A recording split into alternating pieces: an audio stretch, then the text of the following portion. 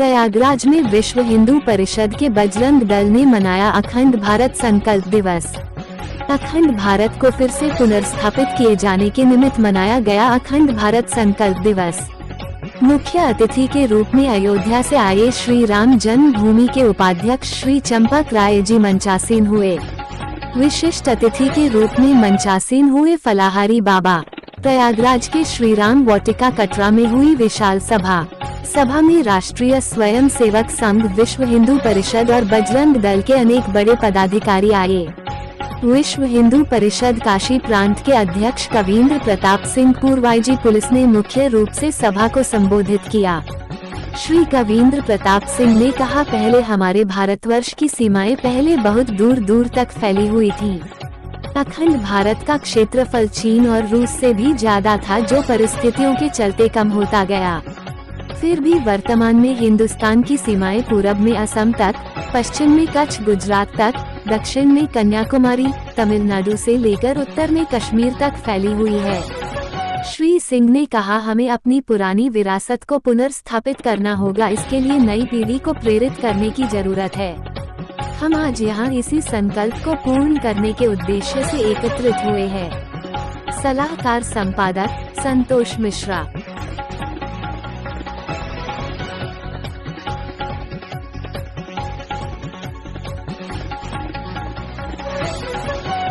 हरि अनंत हरि कथा अनंता।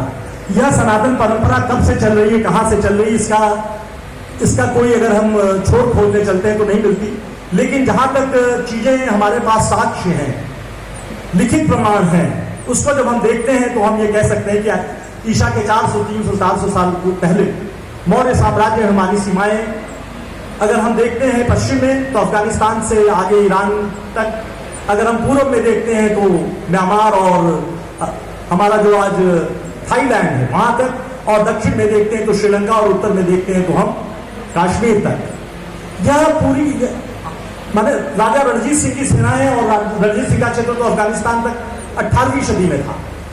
तो यह हमारी जो भौगोलिक सीमा थी, इसका विस्तार पूर्व से लेकर पश्चिम तक और उत्तर से दक्षिण तक एक इतना बड़ा भूभाग था, जो आज शायद अगर हम आबादी की दृष्टि देखते हैं तो दुनिया का सबसे बड़ा भूभाग। इसकी कोई न तो चाइना इसका मुकाबला कर सकता है, न तो यूएसएसआर, रशिया। और जब दूसरी तरफ देखते हैं तो इसके पीछे जो हमारी सांस्कृतिक एकता थी, आखिर ये भूभाग जुड़े कैसे थे, तो इसका जो अंतर जो कड़ी थी वो थी हमारी आध्यात्मिक चेतना और हमारी जो विरासत थी, हमारी जो संस्कृति थी। और उस एकता के सूत्र में बंधा हुआ यह भारत अपने उस वैभव को प्राप्त था। और हम जब आजाद हुए तो आज हमारा भूभाग उत्तर में कश्मीर और दक्षिण में चेन्नई, और चेन्नई के बाद हम कहते हैं तो, और पूर्व में देखते हैं तो हम आसाम, और पश्चिम में देखते हैं तो गुजरात। यह भूभाग आज है। तो आखिर यह सारी चीजें हमारी नई पीढ़ी इस बात को कैसे समझती है कि हमारा जो सांस्कृतिक विरासत थी, हमारी जो भौगोलिक सीमाएं थी, हमारी जो सांस्कृतिक एकता थी, वह कैसे खंडित हुई।